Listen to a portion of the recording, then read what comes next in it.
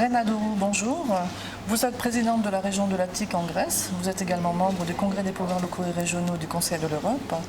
Et vous accueillez actuellement une délégation du Congrès qui est ici à la fois pour vous rencontrer, mais également pour effectuer des visites dans des camps de réfugiés situés près d'Athènes. En 2015, le Congrès a adopté un rapport et des recommandations sur la démocratie locale et régionale en Grèce. Et plusieurs recommandations ont été adressées aux autorités nationales, en particulier concernant le transfert de compétences et de moyens financiers, mais aussi pour l'adoption d'un statut spécifique pour la municipalité d'Athènes en tant que ville capitale. Comment voyez-vous l'évolution de la situation en Grèce par rapport à ces questions? Et par ailleurs, la crise que traverse la Grèce est-elle un frein? Θέλω να τονίσω ότι είναι πάρα πολύ σπουδαία τα κείμενα του Κογκρέσου των τοπικών και περιφερειακών αρχών, γιατί πραγματικά είναι κρίσιμη σημασίας η ευάθυνση της δημοκρατίας με απόδοση περισσότερων αρμοδιοτήτων στις δημοτικές και στις περιφερειακές αρχές.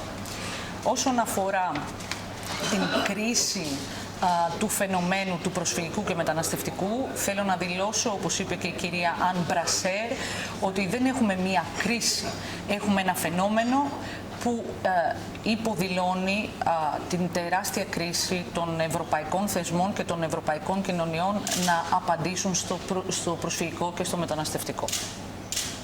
Poser une procédure de monitoring, de post-monitoring, afin d'accompagner les autorités nationales dans la mise en œuvre de ces recommandations. Pensez-vous qu'une telle procédure puisse être utile pour la Grèce et seriez-vous prête à la soutenir auprès du gouvernement? Θέλω να είμαι ειλικρινής. Θεωρώ πολύ σπουδαίους τους monitoring θεσμούς.